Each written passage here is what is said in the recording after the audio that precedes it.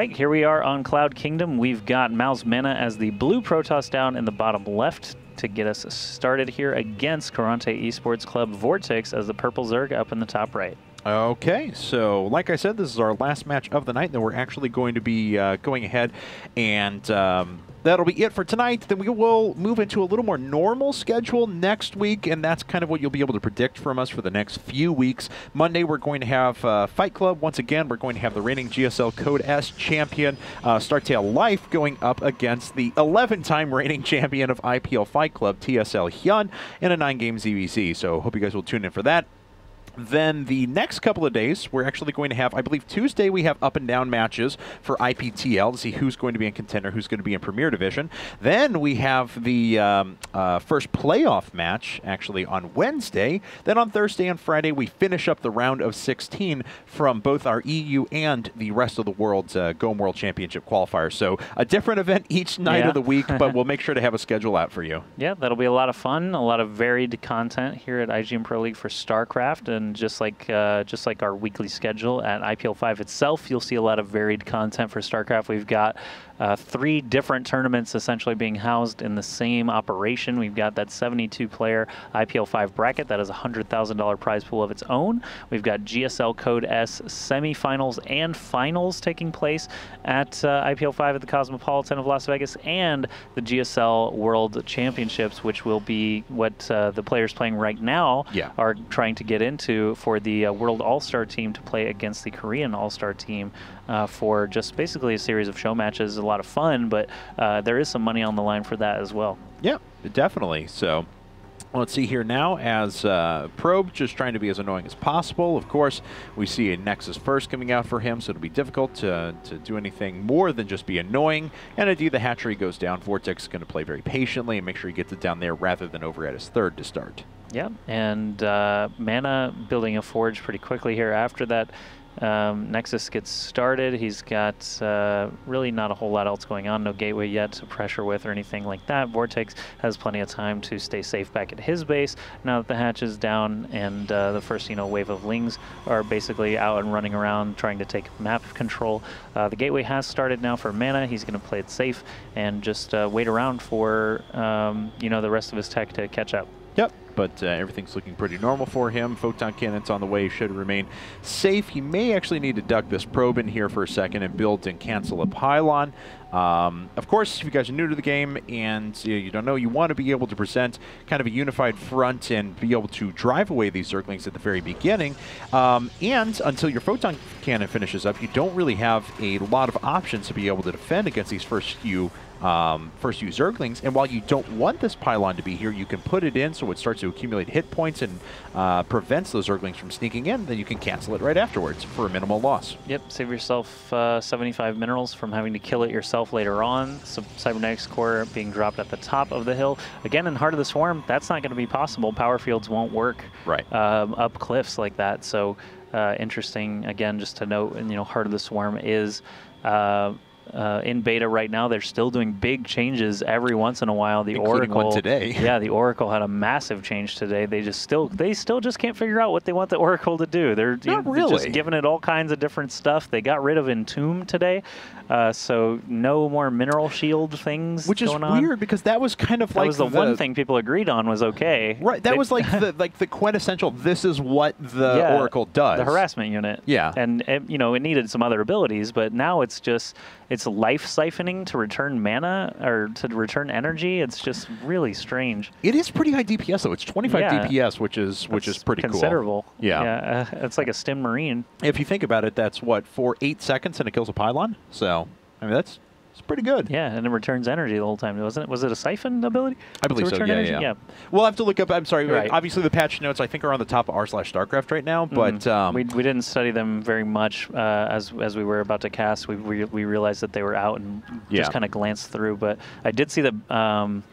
Hellions don't need an upgrade anymore. Yeah, Burrow Charge is faster now. Burrow Charge is faster. The Viper has a little bit longer range with some of its blinding stuff. cloud. The Spinecrawler's bigger, and now it acts like a real building, and units can't squeeze in between. That, I think, is a huge one. Spinecrawler Force are actually going to be Spinecrawler walls.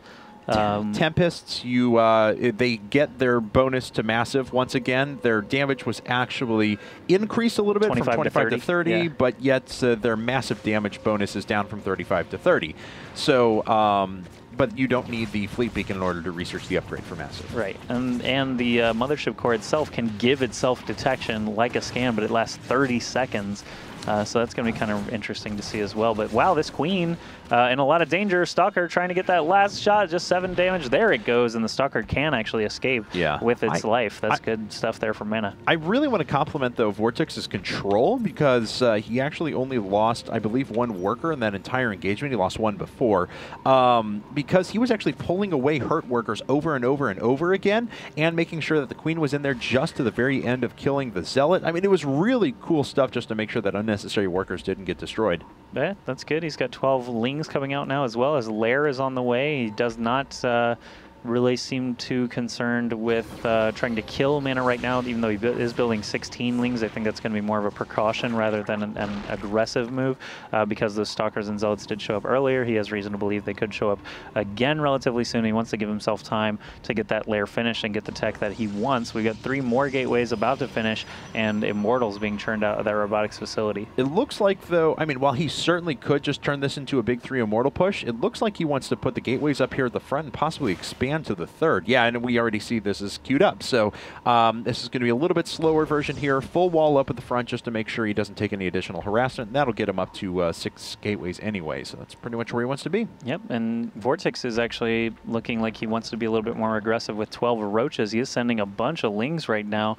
Even though speed is just about to finish, they're going to be here way ahead of their roach counterpart, trying to bait some force fields out now so that when the roaches show up, perhaps the sentries will have a little bit less energy on them, which is not a terrible move.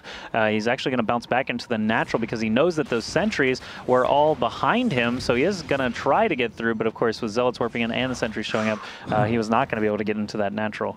Really close to those sentries just being right up there and trapping every one of those Zerglings on the ramp. So very difficult position for Vortix, but it looks like he's okay, and he is going to start picking away at the destructible rocks now. It's going to force Mana to potentially think about some more structures up here. Starts with the photon cannon. We may see more here in just a bit. Yeah, Mana really can't go respond and try to kill these roaches. There's just too many at the moment, and he would have to separate his forces a bit to be able to do it. All these lings running in are going to have a little bit of an issue with this cannon. Oh, look at that. No. Just barely leaving a tiny opening there for the lings to slip through, and Vortix still able to retreat with pretty much everything intact. Did he get the destructible rocks finished off? Yes, yes, he did. Or the natural? Okay. So Mana is going to have to be aware of that and prepared for Vortix if he comes back sometime soon. Twilight Council coming up for Mana is going to allow him to get some more upgrades. We've got Hive already on the way for Vortix. Crazy fast Hive. Okay, well, 6 gateways, robotics facility coming up for Mana in total. And yeah, Hive was started at the 11-minute, 10-second mark, so making sure that he invests into his technology very early on. Oh, this could be painful, though. He forces a bit of an engagement, and Mana is looking for this because he can rip through a force of roaches pretty easily. Yeah, with these 3 Immortals and tons of sentries, he doesn't even have to use all those force fields. He saves some gas in the tank for when he actually gets up to this 4th base, which Vortix is trying to establish. The hatchery is not quite done yet, but it is going to finish like right now, so Mana has a chance to get up there and take out a hatchery that hasn't even had time to do anything yet. Look at these spine crawlers all getting canceled. So Mana with a huge upper hand at the moment. Vortix is going to need to figure out something quick to stop this force from moving any further. This is very rough for him. There's a Warp Person coming up along with +2 weapons, so Mana just going to have a staggering force. Okay, Immortal, you should probably head the other way. Just, no, dude, he's a beast. He may be a beast, but look at him taking out lings. He doesn't care. He starts to move back now, and he realizes that he may get caught. He's the bait. It's going to work as bait. Oh. I thought he was going to get some damage done. We had Robotics Bay and Stargate both coming up for Mana, so he is actually giving himself a lot of outs and potentially the ability to get to Mothership quickly because I don't know if he saw the Hive. I think he must have because he has pretty good observer coverage. Let's see. He maybe he didn't see it outright, but he saw the Infestation Pit beginning and has not seen the Spire yet. So interesting either way, still going to give him the option of a quicker Mothership to stay ahead of his Zerg opponent. We'll see if a Fleet Beacon comes out soon. He does have a ton of money to be able to spend right now. Okay, but he's still only working off of 6 gas, which is going to limit his tech into, say, Templar after this. That could be a little bit rough. That's hilarious. Look at that. All of the Zerglings actually close, and they're going to be able to take out the front line of sentries while the Infested Terrans are being dropped overhead. That was a really nice spot for Vortix, and he forces back the front line here, taking out the photon cannons before having to engage with any of the rest of his units. Mana just wishes he had Blink finished already so he could take out all those Infestors and just be a surprise, you know, I'm going to kill all of your Infestors. Either way, the Immortals are going to have to do the bulk of the work here. Sentries are slowly running out of energy and health, and the Infestors in the back seem to be done. This Nexus is most likely going to fall there. It does, and Mana just trying to trap what he can as they try to make their escape. Blink is still not done, unfortunately for Mana. He's not going to be able to make use of those Stalkers trying to catch fleeing roaches.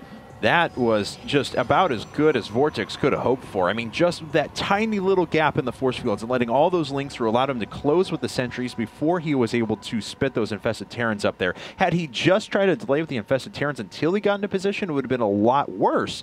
But he pulls it off and he's okay. So another hatchery established for him. He's up to 4 bases. Mana not just going up to a 3rd, but also a 4th of his own because he does have so much money, or I should say minerals sitting around. Maybe not just so much in the gas department. Should be able to put up a mothership here momentarily. Yep, Fleet Beacon is nearly complete. We've got 2 more Nexuses coming, like you said, and Colossi are starting to come out. Vortix has not really prepared for that yet. We do have 5 Corruptors coming out now to be able to deal with that, but he could flip those over to Broodlords once that Greater Spire's done. We got 10 Spine Crawlers in production right now. That certainly is going to slow down any Protoss force, and the Dark Shrine coming up for Mana. I'm not sure what kind of use he'll get out of it. We'll just have to see what he intends there, trying to expand again to this 4th base location. Looks like Vortix is fine with freeing up a little bit of supply, just picking off a couple of pylons. This will make sure that he can turn these Corruptors into Broodlords in a second. And that's really what this is for. It's just picking off rogue pylons and kind of freeing up supply. Okay, all these roaches are going to get picked off. There's that blink that he's been patiently waiting for. Saves the pylon, but you know, for how long, we'll just have to see. 4 Broodlords coming up now for Vortix, +2/+2 on his melee and armor, and the Dark Shrine will be done soon. Templar Archive has also been started so that it can complement that mothership with a bunch of Archons, just in case it gets to that Archon toilet phase. And we'll see which one of these players is going to have the upper hand. It looks like Vortix at the moment has a much larger supply and, you know, safer mining going on. But if Mana feels confident in moving out with the force that he has, he probably could get through that that force. We'll just have to see their control here. All right. Well, there are 8 Broodlords either up or morphing in right now, and the ones that are morphing in are almost done. There's a couple of DTs off to the side, and there's no detection at the 4th. No detection over at the 3rd, so they could actually do some pretty significant damage. Yeah, we'll see. Here they come, walking their way around that 4th base toward the 3rd. There's no detection, there's no Spore Crawlers, there's no Overseers. He could morph an Overseer directly above this Queen and try to stall out for a little bit, but Mana is going to just continue moving on, try and split that damage a bit. Cannon gets taken out very quickly. DT's still just looking for their targets. Chasing that line of drones seems tempting, but really he could just hang out in the mineral line and get a lot of damage on these Broodlords, effectively stopping Mana from taking this 4th base again, and Mana just doesn't really have a lot to be able to prevent that. Okay, and it looks like the DTs are going to get cleaned up. I'm not sure where the second one was, but it looks like it was finished in addition. Vortix, though, just going to try and press the matter, start sieging up the Archons. Nice job to start picking off their shields right away. All right, here they are in the 3rd base. Mothership is here with enough energy to Vortix. No, not enough. It's not still enough. 13 How? away. Wow. So Fungal Growth's actually dropping down on all the Protoss units. Will the Broodlords actually have enough? Vortix actually lost a lot of stuff up at the front, and this may actually result in the loss of every one of his Broodlords. Yeah, just a couple more Stalkers would have been one-shotting with each volley on those Broodlords, but at this point, the Colossi are sweeping up all these Lings. Vortix is trying to complement this attack with 72 more Lings and 6 Roaches. The Mothership did get destroyed, so he's building another one as fast as he can. There's still some ground units standing, but I don't know if there's enough anti-air. He's going to have to warp in 4 more Stalkers to try and blink under those remaining Broodlords and keep that 3rd base alive. I don't know about starting the second Mothership. I almost felt that just a huge round of like 15 Stalkers there would have allowed him to at least try and drive these units away, but as it is, he loses his 3rd base again. And despite the fact that he did a good job of killing most of Vortix's army, Vortix is going to have way too much stuff afterwards. All the Stalkers are going to die. Then he has no economy to fall back on. Yep, this is the tipping point for Vortix. He's definitely got some momentum, taking out multiple bases. Here he comes taking out these cannons, just softening up the front for the roaches and lings that will be coming over here soon. 7 more infestors in production. It looks like Vortix is satisfied with dropping mana down to only 1 mining base for the time being. The mothership did not really concern him that much. He's making more corruptors and hence probably more broodlords in the near future. I don't think the DTs really worked out for mana very well, as he has not continued trying to assault with them, and Vortix just has pretty good overseer coverage, so it's going to be really hard for him to get any damage done in that regard. And Vortix has been using his money very well. Could probably stand to have a few extra drones. There we go. Another round finished up, but maybe even a few after that. More corruptors are up now. I mean, this next mothership is just about to pop up, but I mean, as soon as it does, the corruptors are there's going to be enough corruptors there to be able to do away with it pretty quickly. That's true. More overseers morphing in. Always need to be careful after DTs have been revealed. He hasn't taken out a Dark Shrine, so he knows that there's always that possibility that they could show up again and start wreaking havoc on his mineral lines. 4 more Broodlords, 5 more Broodlords in production now. All the upgrades are reaching max at the moment for, I think, both players. Let's click a Stalker and see 3-1 upgrade, so he actually does have some room to improve, but he is limited heavily by his gas income at the moment. And 3-3 just finishing up right now for Vortix, so he does pull ahead by 2 upgrades overall, and he's even picking up on this base before it's established. So yeah, look at that. Vortix heads right over there. He wants to get a cancel. That's where he wants to force the engagement. The mothership is still, once again, 15 seconds away from a Vortix or recall or any of its truly useful spells. Yeah, with Vortix hanging out, staging up outside of Mana's 4th base, it looks like he's not producing any more fighting units at the moment. And look at the supply count. Oh my goodness, 192 against 117. That is quite a disparity. All these infestors probably have a good amount of energy. Yeah, they do. I think just infested Terrans, you know, really he can just push down this 4th without much resistance, save that energy for infested Terrans at the 3rd, and if he knocks it down again, I don't think Mana's going to be able to recover. We'll see how he plays it, though. All right. Well, Mana, I mean, he only has a handful of Stalkers.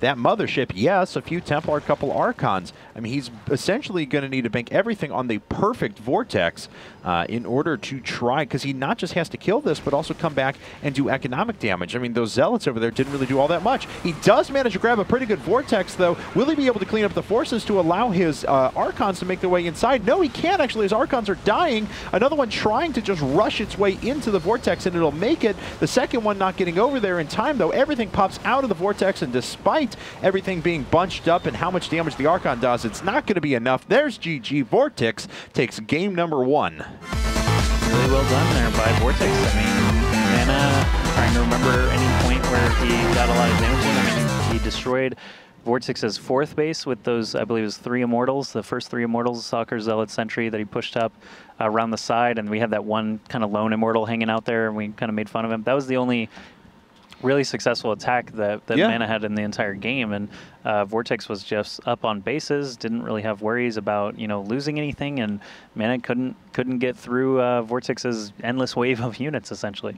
All right, guys, well, that's game number 1 in the bag. We want to remind everyone, of course, if you've ever wanted a full-time job here at the IGN Pro League, you fancy yourself a caster, you see yourself in this seat at one point, well, lucky for you, we have a contest that's going right now to determine our next full-time caster here at the IPL. For StarCraft 2, you can check out a video which we're about to show you. It's also available on our brand new YouTube page at youtube.com/IPL Esports. If you're a fan of all of our different games,